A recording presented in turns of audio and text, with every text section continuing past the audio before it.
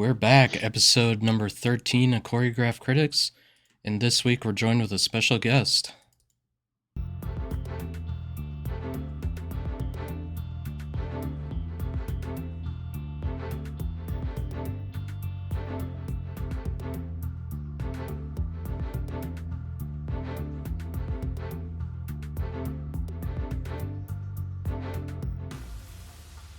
Welcome to the show, everybody. I'm John. Joining me as always is Joel. And joining us in our top left corner here is our special guest, Mr. AWA guy, Dave. Hello, sir. Hello. Good to see you guys. I'm happy to be here and thankful. Yeah. Welcome. We're grateful to have you. I think it will be interesting. We've been promising a lot of viewers. We'd get some expert in the field of wrestling history, specifically the territory days. And you're that guy today, Dave. I think it would be great for you to start with some of your earliest memories during the territory days and you growing up with wrestling. Okay. Well, first of all, thank you for having me. I know we had a big, long negotiation to get me here. You guys came through with Raw tickets tomorrow night. I get to go to Raw. That's right. And I was asking you before we started broadcasting your recollection of the last time you went to a live event, and it sounds like what, 2000s? Yeah, 2000s, and it was pretty cool. I think it was at the Target Center. I believe so. Getting back to when I was growing up, I was in a little town called Enderlin, North Dakota. I was probably 5 years old, and I couldn't sleep. I was at my grandparents' house, and I was upstairs, and my mom said, "Why don't you go sit on your dad's lap and just whatever?" And I went down there, and it was All-Star Wrestling at 10:30 at night. And I thought that was great. Here I am with my dad, my grandpa, and I was having a good old time. So that was my first recollection of wrestling. Then we started watching it. It became a 11:30 in the morning show every week. It it it was just a ritual, and it wasn't something that you really admitted to anybody. You just Like a didn't. guilty pleasure. Yeah, you didn't really talk about it, but I did have one friend up the street that loved wrestling, so him and I would talk. It would be like if we could do this all over again 50 years ago or so. I'd do this with you and Joel and John, just like me, and his name was Todd. I would have loved to have this technology. So Yeah. So we would go to cards in Duluth, Minnesota. We were 60 miles away, and either my mom and dad would drive or his mom and dad would drive, and that has stories all to itself. But at that time, it was called the Duluth Arena, and we went quite often. In fact, I played football, and I had to tell the coach I had to go, and he'd say, "Why?" And I said, "I'm going to All-Star Wrestling." So we would go there. We embarrassed my mom and dad once. There was a place next to the arena called the Anchor Inn, and the Anchor Inn was all you could eat. And Nice. my mom and dad left the table. Todd and I were still eating. They were so embarrassed. But we had time to kill, and we went to the Duluth Arena. And this guy, we had good ringside seats, maybe 6,000 people, something like that. And this guy, he was such a doorknob. He he kept yelling, "Fake, fake!" And I had to nudge him and say, "Hey, these people think it's real. Shut up." Where's the etiquette? Yeah. So that was always fun with Todd. We did that quite a few times. Then as I got into, or I graduated from high school and I took a year off in St. Paul. I worked as a security guard. There's two stories about that. But when I worked as a security guard, I actually did wrestling matches. So, like the first time I did it, Hulk Hogan actually walked right by me. We had to hold the crowd back from the wrestlers. They didn't have these rails and stuff. And Hulk Hogan, I remember looking at him and saying, "Wow, you are big. You are huge." And so the thing about the St. Paul Civic Center, the St. Paul cops hated being at the wrestling, hated it because there was unruly drunk fans, people. uh, I had a friend that a steel chair over his head. He was a security guard just like me. Um, the best acting. Oh, there's different things too. This kind of gross, but when a bad guy would come out, everybody would spit on him. Oh my God. Everybody would spit on him, and my back is like this. My arms are out, and they're spitting on me too. Oh. I Yeah, could like imagine that. should Very have distasteful. worn like a raincoat or something.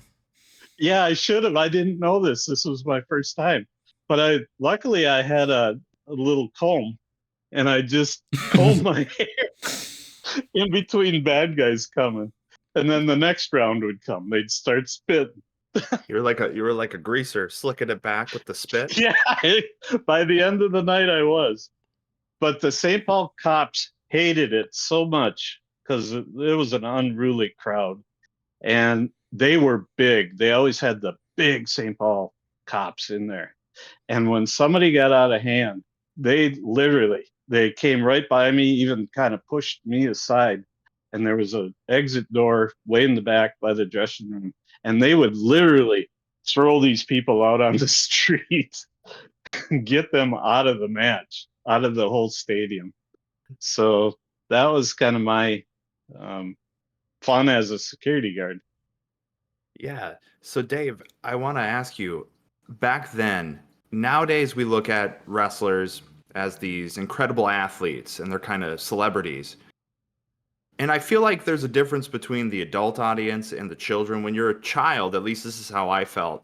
I felt like they were like superheroes. And you mentioned like seeing Hulk Hogan in person. You were like, this guy is cut from a different cloth. He is a big dude. He's a little different than I am. And is Yep. that the attraction for everyone to see kind of like a circus attraction, right?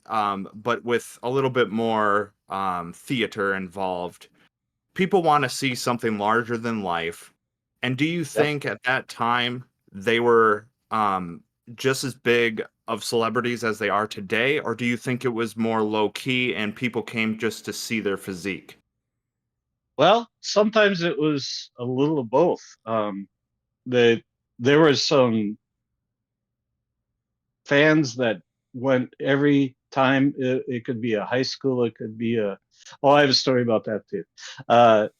It could be a stadium. It didn't. It was like a cult. These people come from Ham's Brewery down in St. Paul, all drunk before they get there, and they were big too, um, because they drank too much beer. But it was for me. It was when he walked right by me. I was real close, and so that kind of era started. What was that? 1983, I think. Hmm. That's when it really took off. Is when Hulk Hogan, but they never gave him the belt, so uh, he left. He left for greener pastures, which he did very good for himself. Then the AWA just kind of fell apart. But Interesting. so So, getting back to the high schools, basketball court, whatever. There yeah. was one example. Um, I got to shake everybody's hand that day because there was no security. It was Silver Bay, Minnesota. And the bleachers were packed. I lost my voice. I was screaming so loud, but I got to shake Greg Gagne's hand, Lord Alfred Hayes, the Super Destroyer. I got to shake all of them because they just kind of sat and watched the other wrestlers in the crowd. So, but the story about that time, um, Silver Bay was probably 3,000 people at the most. And the promoter at that time was Wally Carbo. And if you ever look him up, wow, look him up. The way he acts on TV is him. And I found out that it wasn't supposed to be in Silver Bay, this 3,000. It was supposed to be in Thunder Bay, Canada. The promoter accidentally booked it in Silver Bay when he thought he was going to Thunder Bay. So I heard this by talking to a guy at the Metrodome. Harvey Solon was another guy up in Duluth. And he said, "How do you know my name?" And I said, "Well, I watch you from Silver Bay." And he goes, "Oh, I got to tell you." So he told me that story of how they thought it was going to be Thunder Bay, which I don't know, 20,000 people or something like that. And Yeah. when they turned off into Silver Bay, this Wally Carbo said, "Where are you going?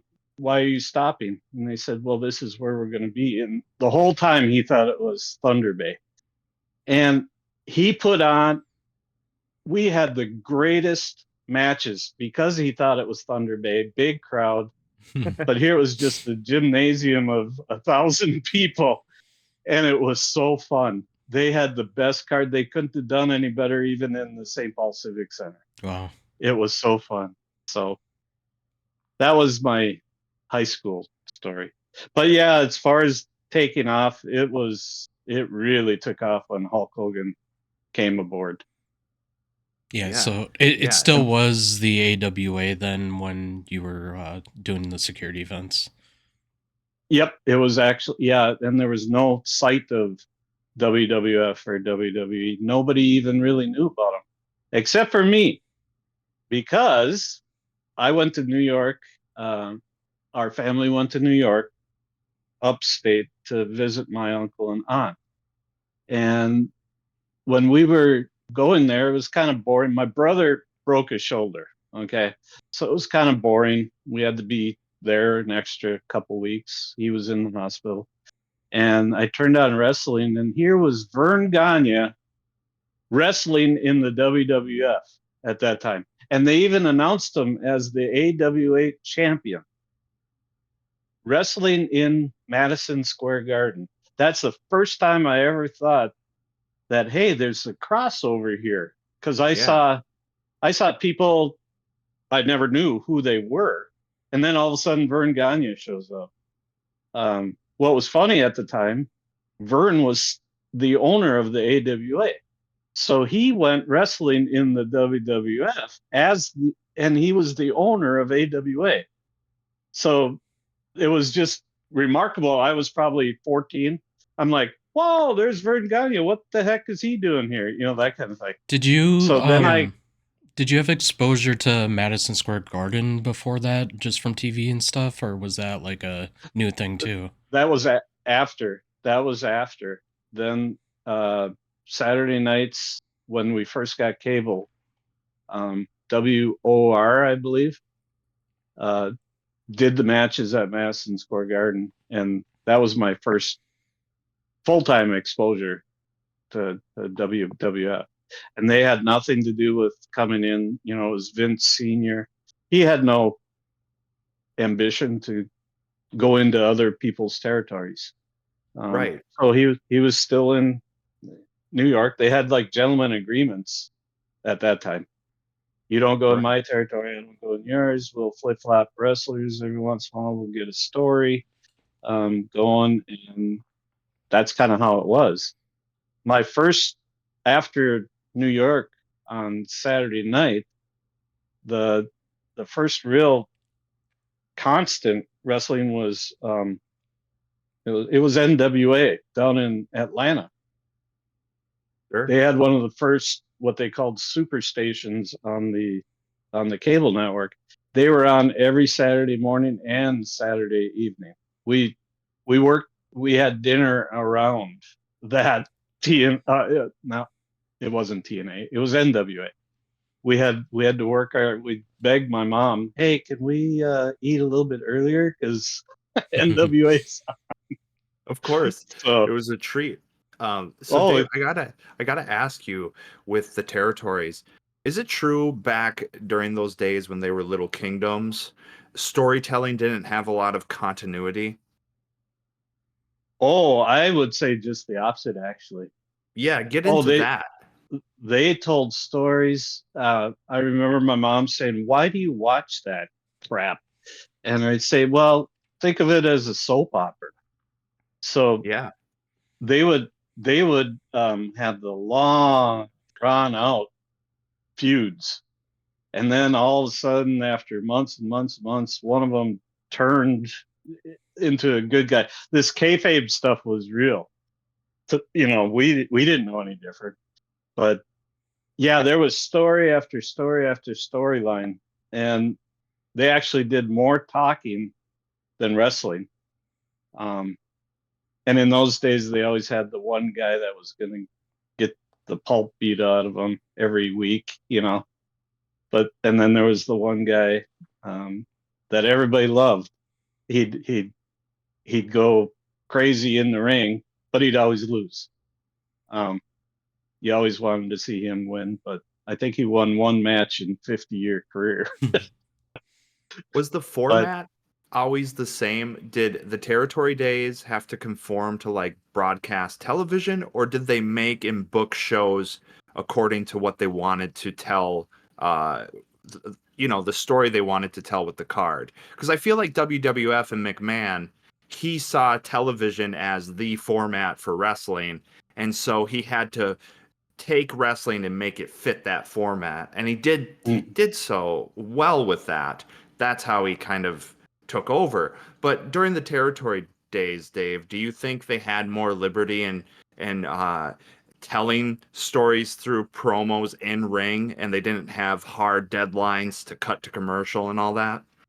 oh, correct. Yeah, they were constantly um, making it up as they go. So, for instance, AWA territory was kind of the Midwest, a little bit of like San Francisco area, Oregon, all that stuff, and they'd have different stories. We didn't know why the Crusher had the title belt until 2 weeks later.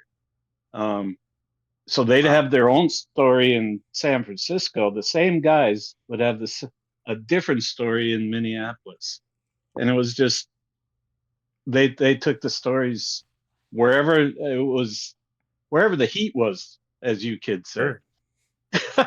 That's right. That's right. So Because some belts would some cross over. yeah, so there was certain ones that were always big bad guys like Mad Dog Vachon. He became a good guy towards the end. Everybody was rooting for him. He was really old, but the WWE started coming into the territory. What was interesting was everybody knew they were coming in the territory, and they had um, Hulk Hogan and a few other AWA guys. And the night before WWE came to town, um, AWA had a match, and it wasn't very good because Vince was stealing all the guys like Bobby the Brain Heenan and Hulk Hogan and Diamond Dallas Page and all those guys.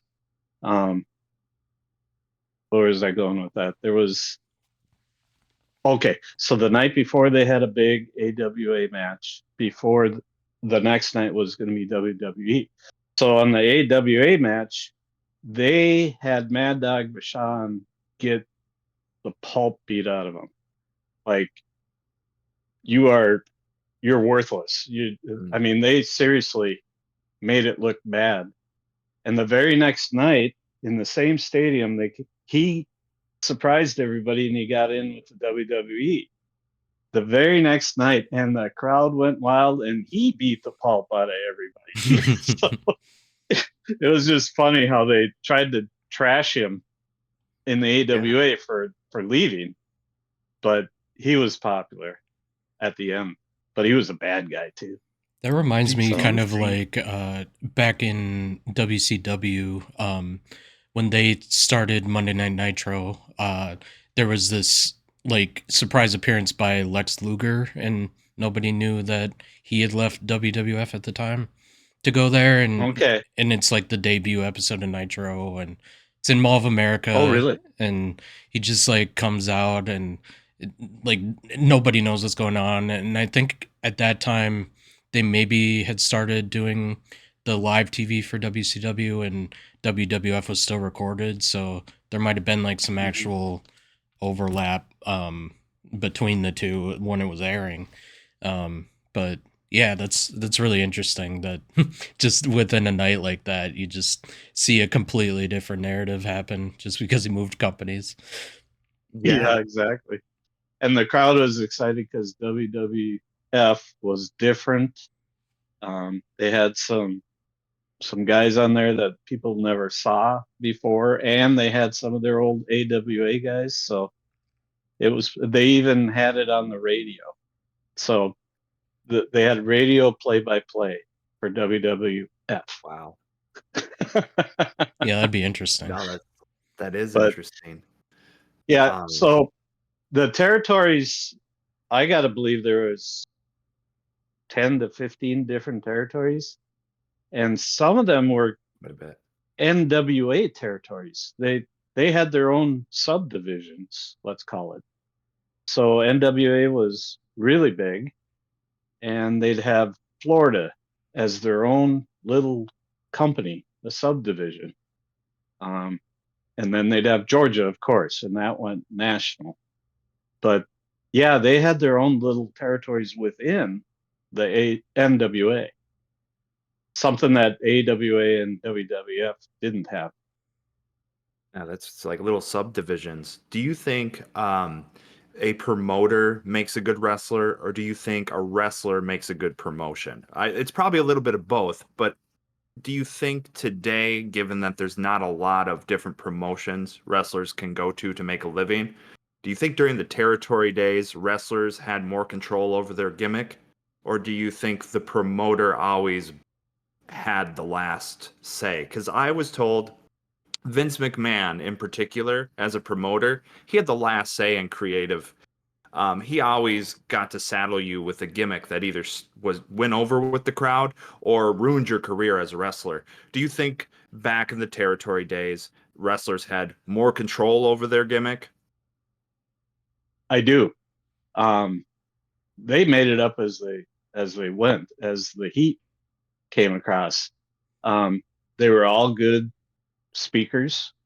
Mm, Uh, the so for instance, in the AWA, it was owned by Vern Gagne, the world's heavyweight champion forever and ever and ever. Um, and in some ways, he ran a tight ship, I heard, but in other ways, they were just freewheeling it. Um, and it was whatever caught on, yeah. and they just keep going with it.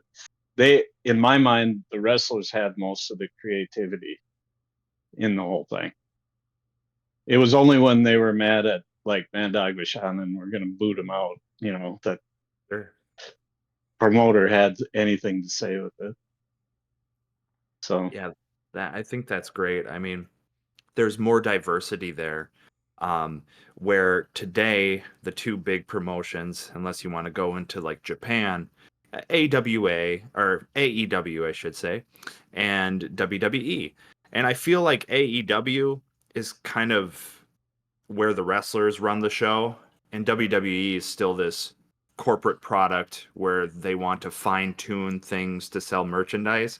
oh yeah, John, do you think AEW is more akin to the territory days of wrestling than WWE is? Yeah, if AEW didn't have any money, it definitely would be. That's where I think a lot of the problem is now with AEW specifically is like contracts and stuff. So like, yes, they have more like creative direction or control of their creative direction as individuals. But then it's like, well, we got Mercedes Monet we're paying 5 million to a year.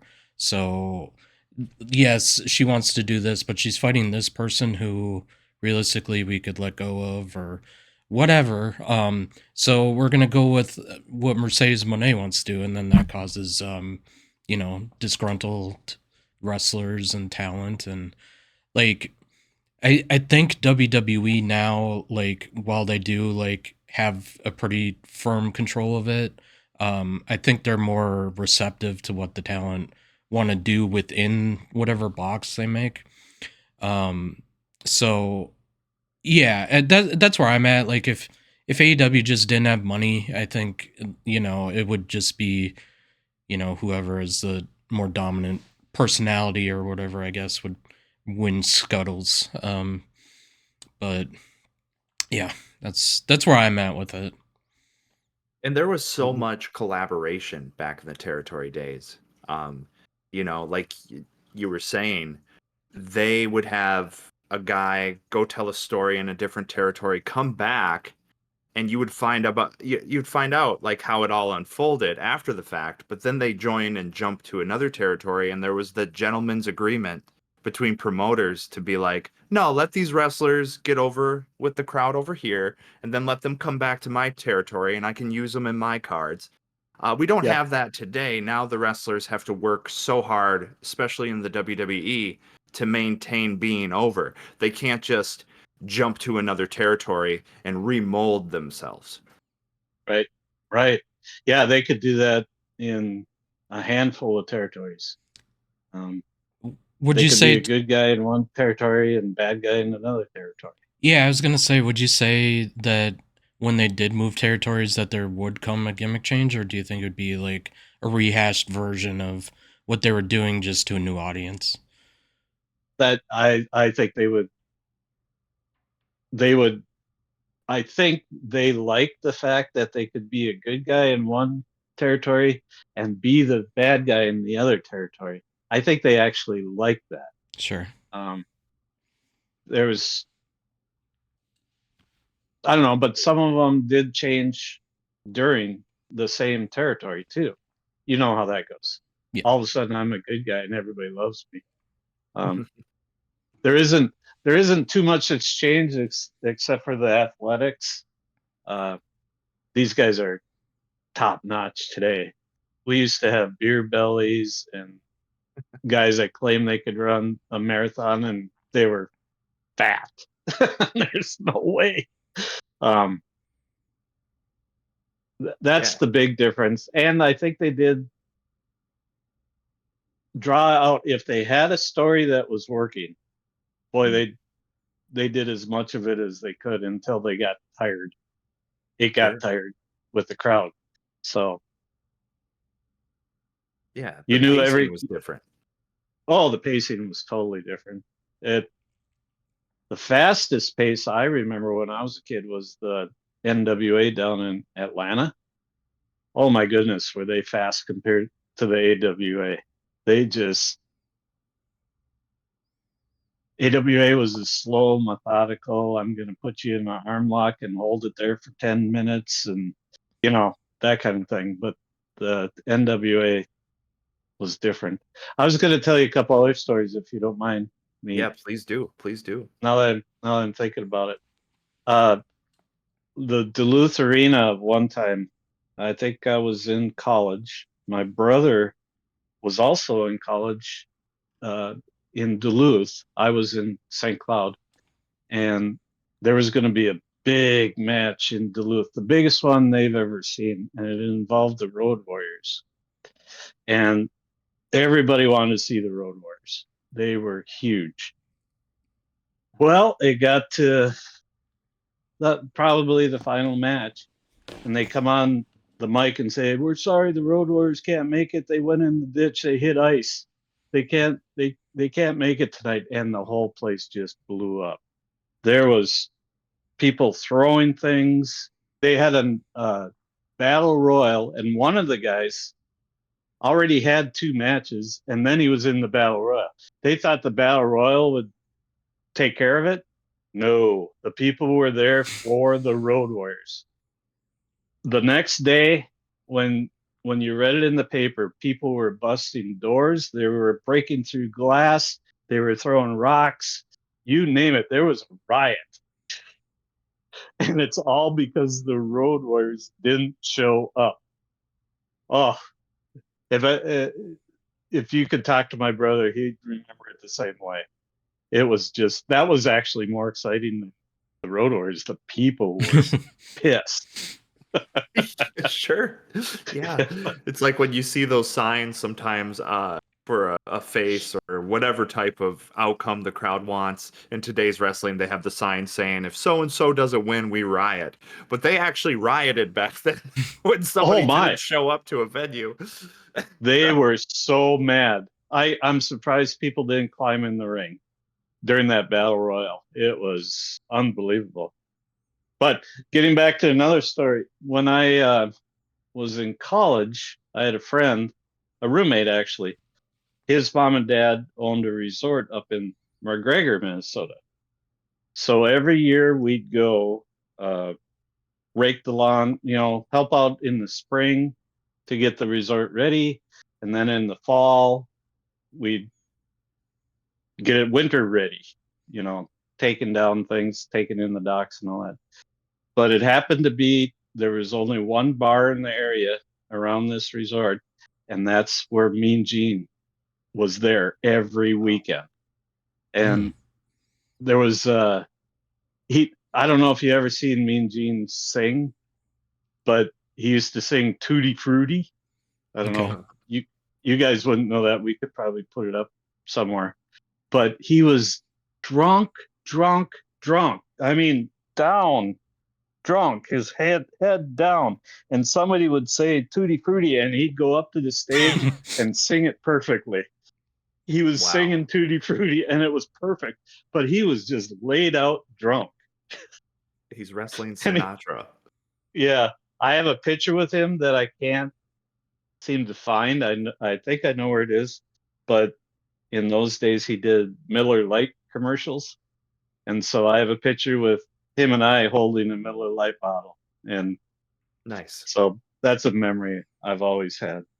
See, I feel like despite their celebrity, they were also more accessible. Like, I always read stories that they would go out after the show and they would go and drink with the crowd. They would go grab lunch. They were really accessible. I think that's kind of tampered down with the new age of global celebrity and merchandise because they're a bit afraid to get too intimate after the shows with the community.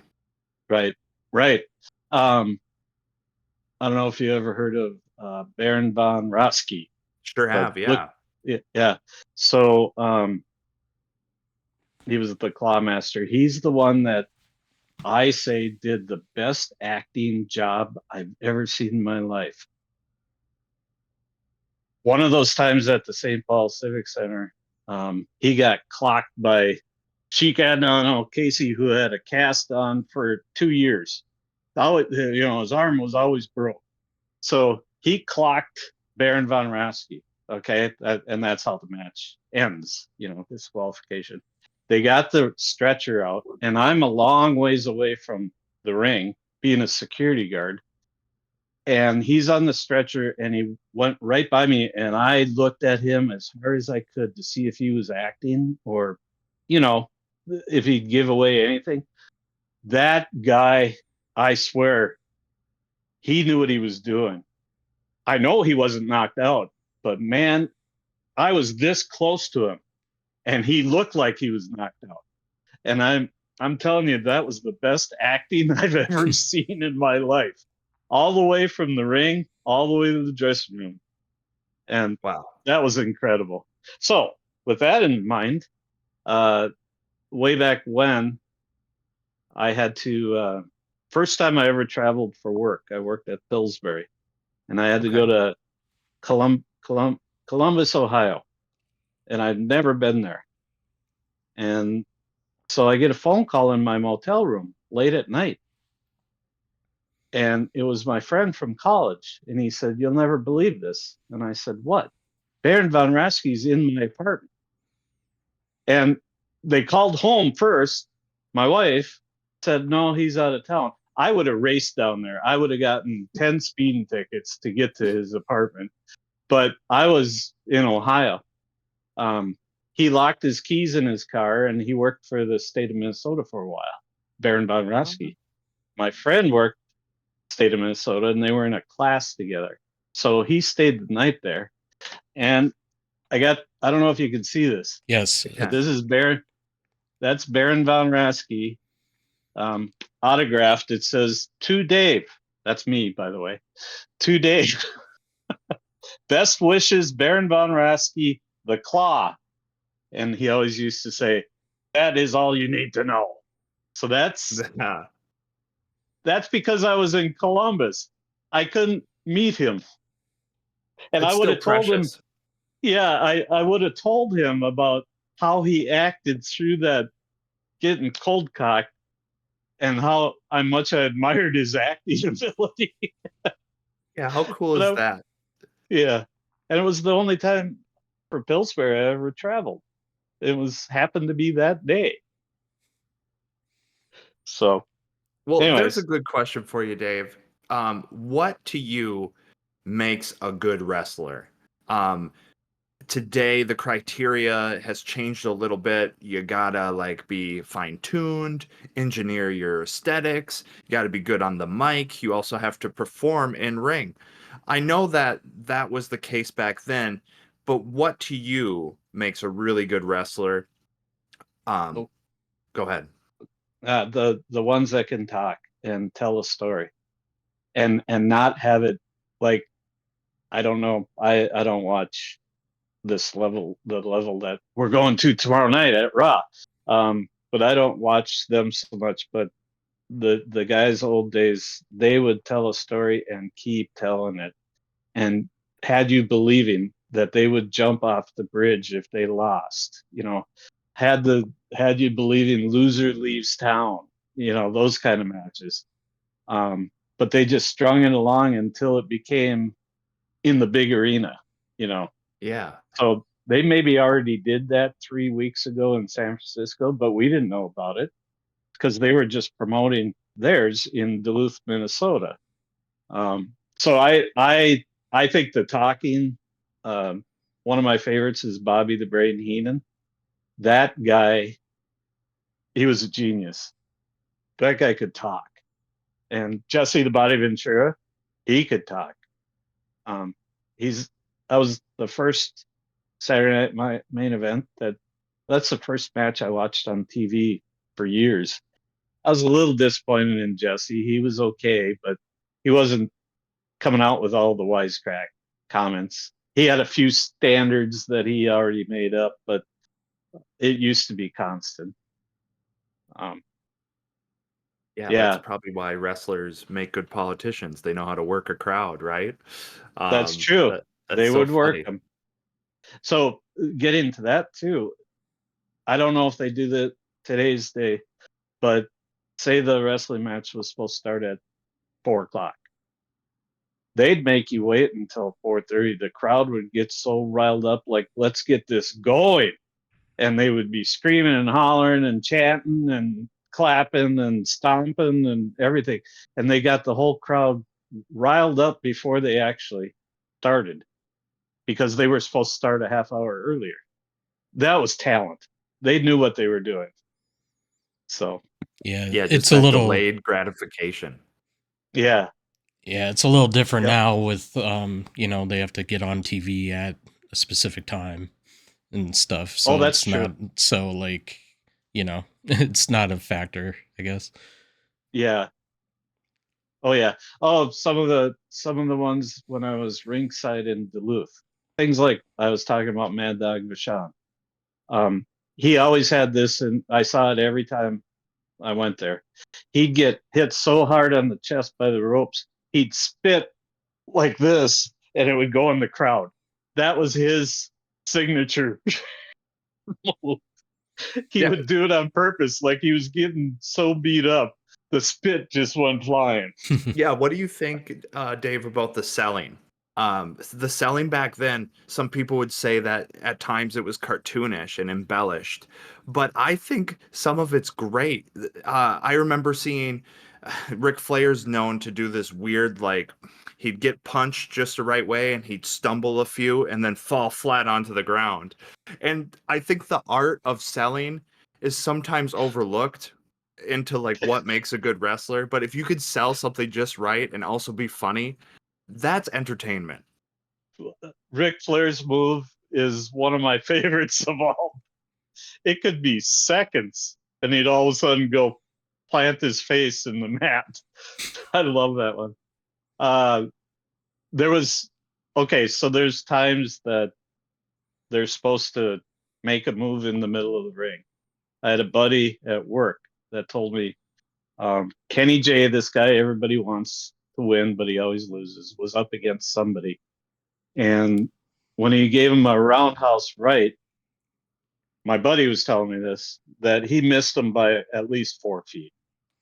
And the guy reacted as if he got hit so hard. And he got hit so hard he couldn't get up. And what it really was, my buddy said the guys knew they missed by 4 feet, and he still acted his way through it. The reason he couldn't get up wasn't because he was hurt. It was because he had his head covered and he was laughing his ass off the whole time. Like, I can't believe I just made that move when you missed me by 4 feet. And he couldn't get up because he was laughing. Yeah, that must be Now, so difficult. just the stupid things you remember. But like I said, when I was your age and younger, I was all about it like you guys are. I like listening to your stuff, even though I don't know half of what's really going on. You guys do put on a good show. Well, thank Oh, you. well, thank you. Yeah, I enjoy it. Yeah, There was something else I was appreciate going to that. tell you. Yeah. It's well, I just know that I'm fascinated by this because you don't necessarily meet a lot of enthusiasts who understand the craft of professional wrestling. And people, like you said, you started off the show saying it was a guilty pleasure. We didn't really talk about it, that we like professional wrestling. And that still goes on today, I feel. It's gotten a little bit better with people on social media, and they all have their little corners of chatter. But overall, there's a craft behind this form of entertainment. And you gotta just, it's silly sometimes, it's stupid, Hmm. but Yep. it's okay, right? It's okay to have this as a form of entertainment. In some ways, I tell John that professional wrestling is one of the most human forms of storytelling. In my eyes, it's the last form of like Greek theater. You know, people come to these stadiums and they see just people with words and physicality tell human stories. And Yep. it doesn't center around a football, it doesn't center around points. You have a ref, but there's another human element. I just think it's wonderful that it's a very human driven form of storytelling. Hmm. And some of the stuff I watch, nowadays they wouldn't have talked about kayfabe and all that kind of stuff like they do now, but they truly do. Each wrestler protect themselves in the ring, which is hard to imagine when you're giving a pile driver to somebody, um, that you don't get hurt, your neck or whatever. But can I change course here just a second? Absolutely. Sorry, I'm talking a lot, but now I'm going to have you talk, Joel. Okay. Okay. When you were a teenager at our house, tell Yes. the story. Oh, sure. Okay. So, if I remember correctly, it was during the Rey Mysterio Batista feud. That time period. At least that's how it kind of plays out in my head. And sometimes it feels like one of those weird fever dreams, because Yeah. I was I was hanging out with John, and I just remember you jumping, leaping out of the stairwell with a ski mask on, and you're like, "It's Rey Mysterio!" And I was like, "What is going on, John?" Who is this guy? But that's what I do. You know, you gotta have a sense of humor about this. And I just ever since that it's stuck in my head. It's one of those you know, you have so many memories and you never know when you're living in those moments what are going to be memories that stick with you. And Yep. that's one of those things. So like you put a smile on my face and it was a lighthearted moment that I remember, and I was excited to have you come on the show because yeah, that was a part of my childhood, and thank you because that was just goofy and funny, and I think that's why people watch wrestling. They want to Yep. be entertained and they want to forget about the grim reality of life here on earth. Yep. And as I recall during that thing, I actually, you know, I was trying to make it look like I was punching you hard. And you know how they pull back? I was trying that. And I hope I didn't hurt you. No, I don't recall. That wasn't part of the memory. Yeah. I never went away being like I was injured. No, you did a good job. Maybe I would have been better at selling it had I known it was coming. Oh, yeah. I surprised you. I remember. Yep. That No, was a good that was time. good. Yeah, exactly. John, Oh do you yeah. remember that day or just the story? No, I Yeah. remember it. We had the two beanbag chairs in the basement, and you kind of like, I don't know if you tackled them or threw them on it, but you know, playfully. It was a combination. So Yeah. maybe you were hitting the beanbag instead of him. Oh, that could be. But Yeah. you know, the I think, context, Dave, at that time, I was still wrestling on the trampoline with whoever wanted to still do that. And you know yeah. what I mean? So, like, I was all about it. Growing up, I was wrestling pillows when I was like 4 or 5. And I remember my mom being terrified that I watched wrestling. Because, you Oh, know, when the Attitude Era with Vince McMahon hit its peak, people thought it was like cultural degeneracy. And there was also a lot of ad campaigns being like, if your child watches wrestling, they will pile drive your other child and kill them. oh, Do not yeah. try this at home. And yeah, those things happened, but car crashes happen too, and we don't ban vehicles. Yeah. And so like yeah, at the time it was it was Joel, great. It was do you perfect. still have like I remember you'd write like scripts. Like you still have Yeah, some of that yeah. somewhere? Maybe Oh, sometime we should get my friend Luke on the show.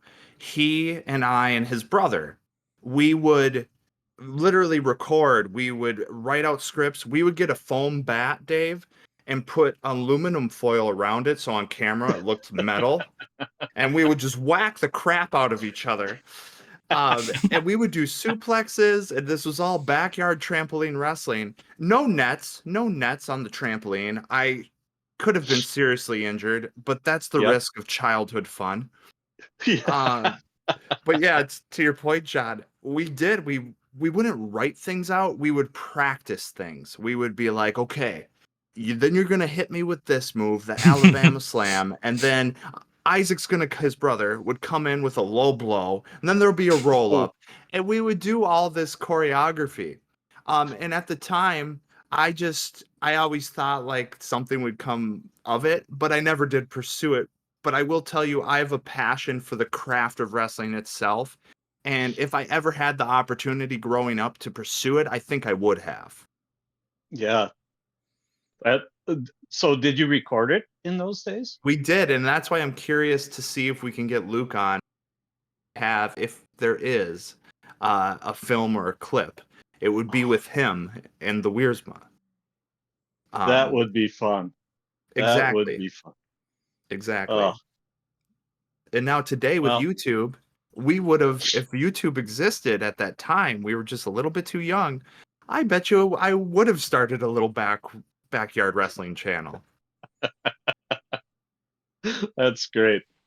Yeah. That is Yep. great. And John, correct me if I'm wrong, your mom didn't let you watch wrestling for many years. No. I think it was maybe 8th grade that I could start watching it. Something like that. Okay, that's you were old. Yeah. Yeah. No. Sorry. Sorry, I Make it too couldn't late to help you start. out. I think you were part of the reason why I couldn't. It's like, look at this wrestling fan. Oh, sure. Because I would have pounded on you like I did Joel. Yeah. Yeah, but like 5 years earlier. Or, Yeah. Oh, that's gosh. funny. Yeah. So yeah, I didn't get it until then, but I remember going to one of my uncles in Sartell, Minnesota by St. Cloud. And like you and the brothers would go sneak and watch WCW, and sometimes I would like try to, like peek in or whatever, but I didn't realize that. yeah, it That's wasn't funny. often. I can think of maybe 2 times that was a thing. Yeah. But, yeah. I'm sorry I couldn't help you earlier in life. Before that, the forbidden fruit. Before that, I would be like going to Joel's or going to Kyle's or whatever, just somewhere. And then once I was allowed to watch it, I found like the worst version I could find to watch, which was WWE's version of ECW. Like I would record that at my grandparents' house and bring that home, and yeah. Some reason I don't remember that. Yeah, because ECW was pretty violent. The original ECW was. I'm talking about like the WWE version of it. So like they brought it back, and that's like when CM Punk first came to the company, and like Bobby Lashley and some of these guys. But yeah, I would record that and bring it home, and that was when they had that old console TV that was like it was like a cabinet almost, and on top of it there was the cable box and the VCR, and then another stack of that right next to it. So he'd always have the option to be able to record while he's watching, and I took advantage of that with ECW, and then like I think like Cartoon Network stuff, and just I didn't realize that. Yeah, you must have watched it when I wasn't around. Otherwise, I would have watched it with you. Yeah, I think it was probably downstairs. I would just throw it on. That's funny. Yeah. Well, the other cool thing, I don't know how many managers there are. I know Paul Heyman. I like him. Yeah. But when WWE really exploded, they had managers that were so funny. Like I was talking about Bobby the Brain Heenan. They had I can't even think of the names now. Jimmy Hart with the blowhorn. Who's the guy, John, that got kicked off the new NWA for saying stuff? Jim Cornette. Yeah. Jim Cornette. He was funny. And there was Captain Lou Albano. If you could watch Captain Lou Albano stuff, it was hilarious. He had earrings in his face and paper clips, and he just was he with and the fact he was Kamala? Is that guy's name? The wrestler? Was he with Kamala? Yeah. No, I don't. Okay. Probably. Well, I don't know. They had to have somebody. They had to have a manager to keep Kamala down. Right. Yeah. Then they had Abdullah the Butcher. God, your uncle says something that's really funny about that. But he had the foam knife. He'd always pull it out of his tights and jab him in the eye. But it looked real, like you were saying, Joel. You put tinfoil on it or whatever. Sure. And it looked real, but it was totally fake. It Fuji, right? Mr. Fuji. Mr. Fuji. Yep. Him and Mr. Saito from Japan. Yeah.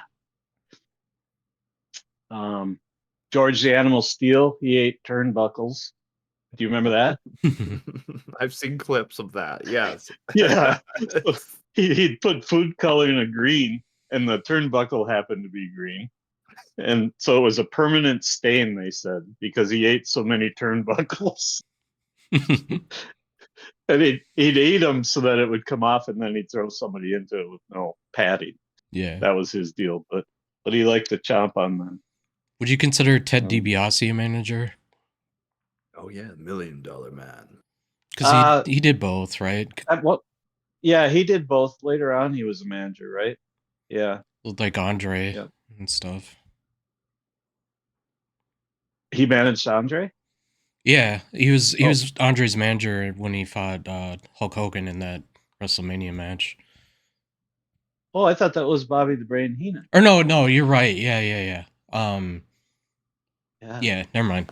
But yeah, he managed somebody. Straight. Yeah, right. Yeah, what's going on here, John? I know his son. I gotta. His son was like involved in some sort of financial fraud thing, which is just hilarious coming from the $1 Million Man. But yep. I wanted to ask you, Dave. While we have you, entrances and entrance music. What was that like?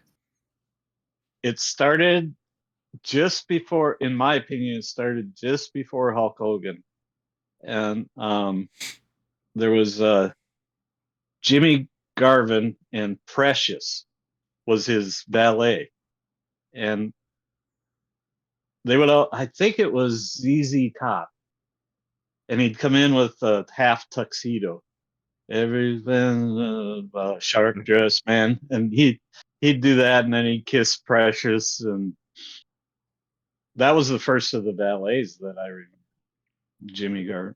But yeah, there was entrances, but not like there is today, not even close. Yeah. Now they're like a critical feature. Yeah. And I always thought it was funny when WWF was hitting its stride. They had that weird coming out on these movable on rails, like miniature rings. You see like Hulk Hogan and Andre the Giant during WrestleMania coming out on those. I don't know what happened to those. The transportation down the ramp, like whatever. Yeah. Was that just to like elevate them above the crowd? Because I don't think that was ever used again or by any other promotion. I thought it was to get through all the popcorn and garbage and beer that they're throwing them. Just plow through it. That's a lot of it. Yep. But it being higher too. Wasn't there like 80,000 people there? Oh yeah, something like that. Mm-hmm. Yeah. So just to get through them. Yep. Did they implement? So when they did have music, like a lot of the time it was recognizable, right? Like it was kind of something from pop culture in a way. Like now with how they have copyright stuff and everything, like when they have like a real song that people know about, like it's kind of a big deal now. Did they? So when they back then, would they implement like any type of like pyrotechnic or like fog machine or nothing like that? It was just they came out. Not in my day. No, they just, most of them just came out. They didn't even have a robe. Some of them did. Like Baron von Raschke had a robe that you'd see in your bathroom, that kind of thing. That was his I don't know, classy, I guess. And he had the hoodie covered his bald head, but no, there was nothing like there is today. That's why it will be fun tomorrow night to see all that. Yeah, it's a spectacle now. Yeah.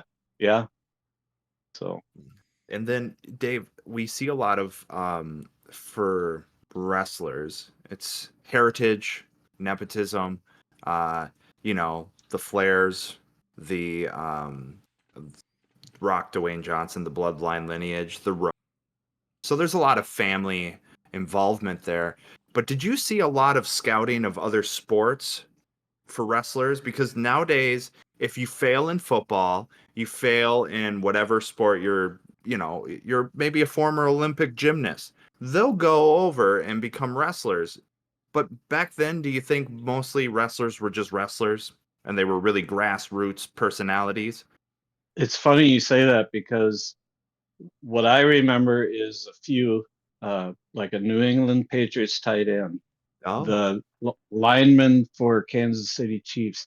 They always came springtime and summer and had a storyline. And then when football would start, they were done.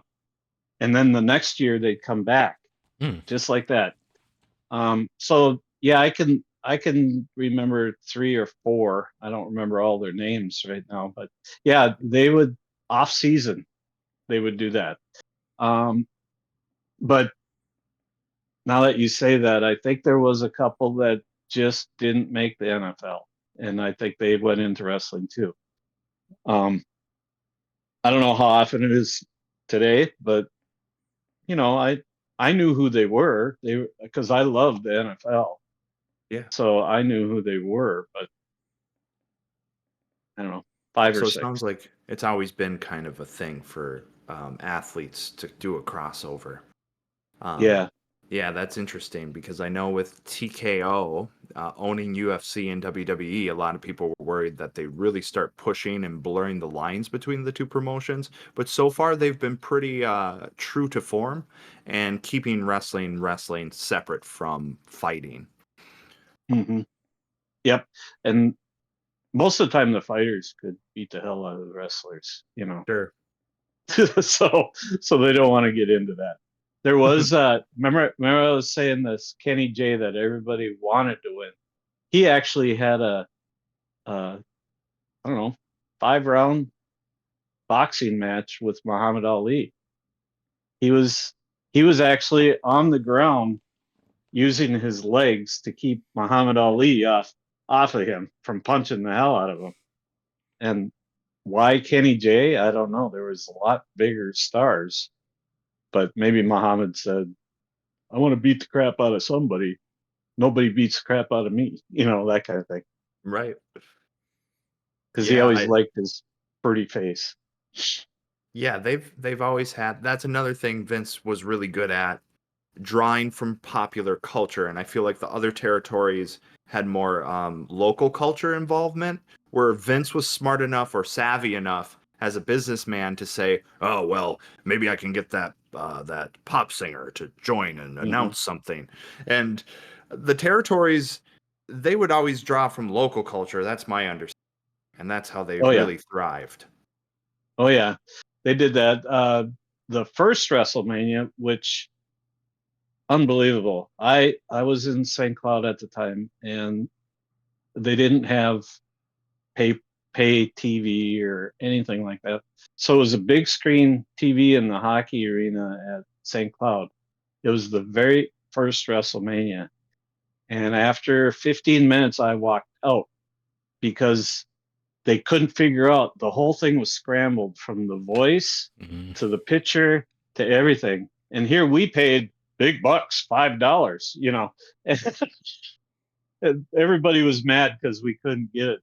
But back in those days, Cyndi Lauper was big, and that's where Vince started this.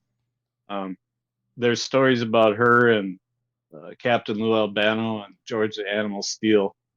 If you can go watch those videos of George the Animal Steel, um, they tried to help him psychologically, and if you could watch that, that's a classic.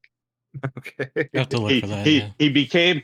Let's say he became. I'll tell you one. He became normal through this therapy for a minute, and then he reverted back to not normal.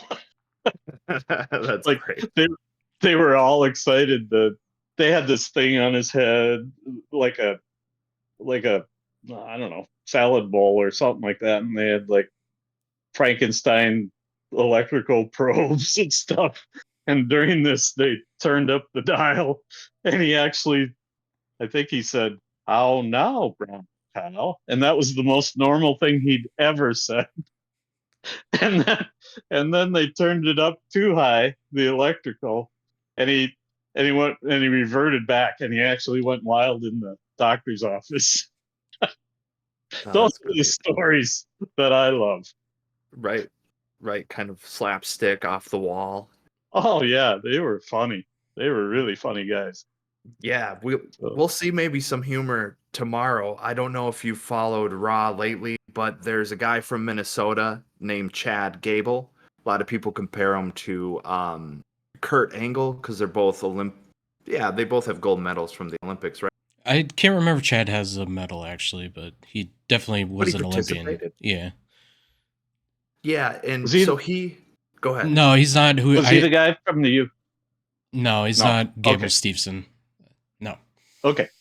Yeah, so this guy is he's well established in WWE, but recently he's decided to become a luchador, but he's a heel and after Trump's inauguration, he's become American made and he Oh, had a heel turn and he's all about America. Anyway, he's now pretending to be a luchador because he got so frustrated having luchadors beat him that he traveled to Mexico to learn the arts, the dark arts of luchador. And now what is he called, John? He's El Americano? El Grande Americano, and El Grande he Americano. hails from the Gulf of America. the Gulf of America. I love it.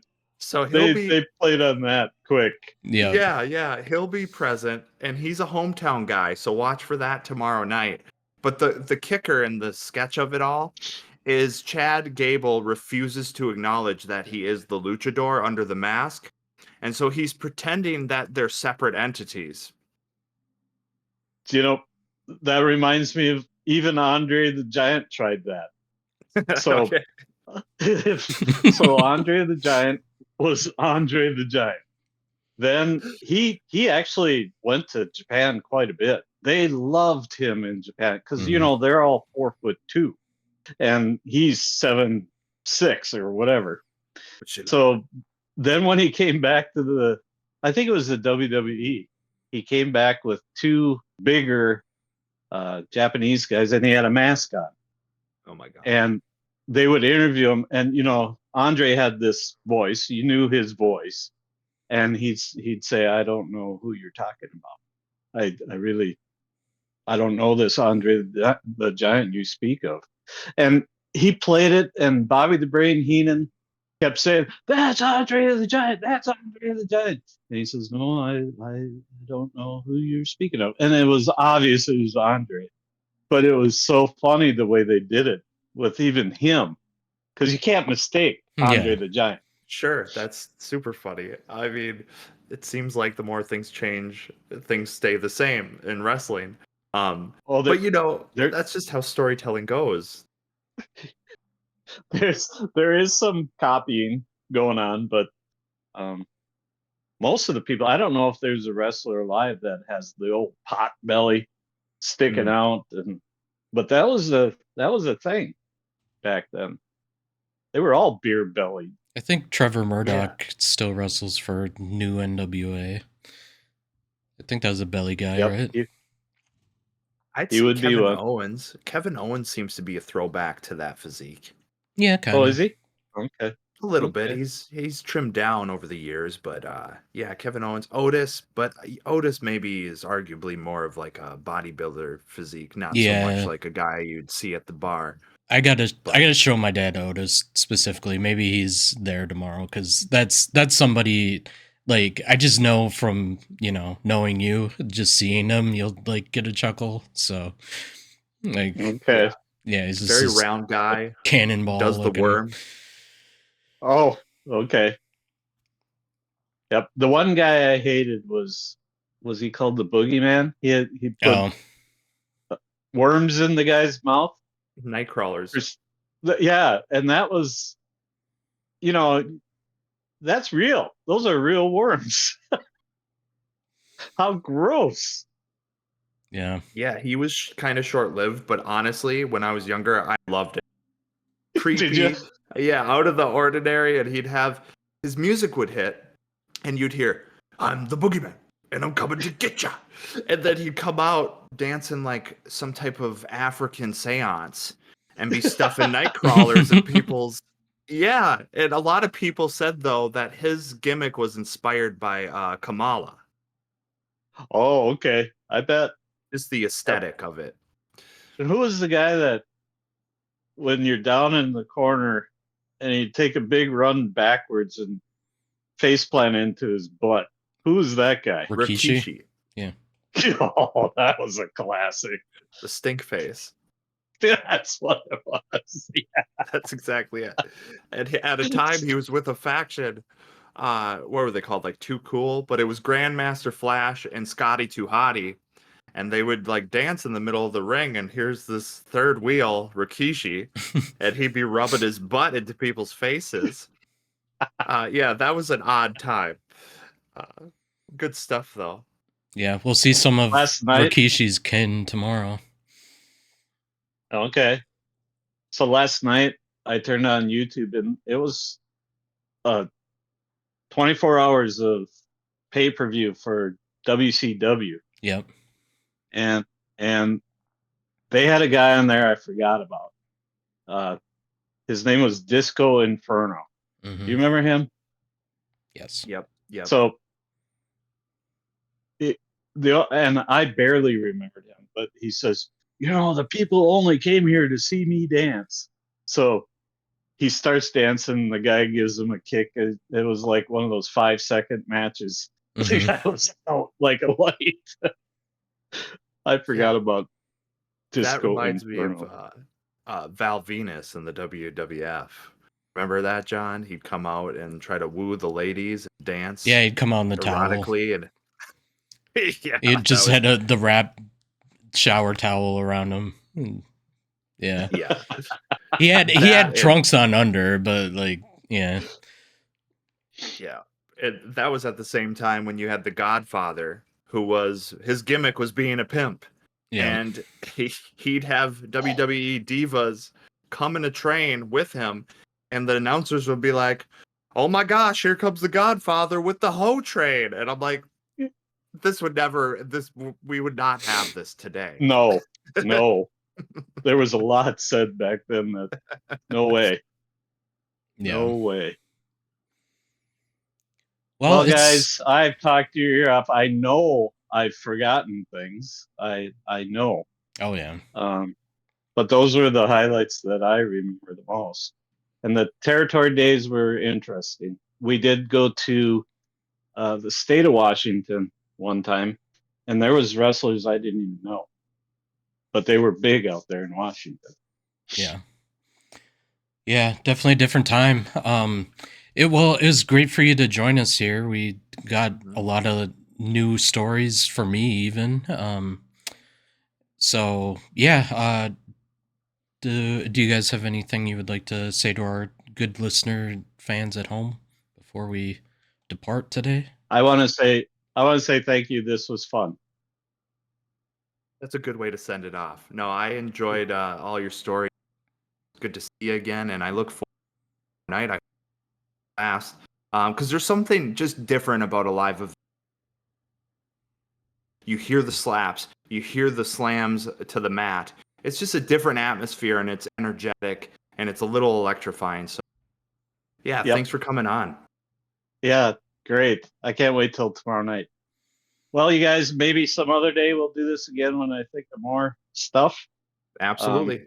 But like I say, it worked out good. You guys are paying me to go to Ross, so I appreciate that. There'll have to be something next time too. We'll figure it out. Yeah, we'll figure out compensation. Yeah. All right, everyone. Good to see you. Take care, everybody. Thanks for joining us.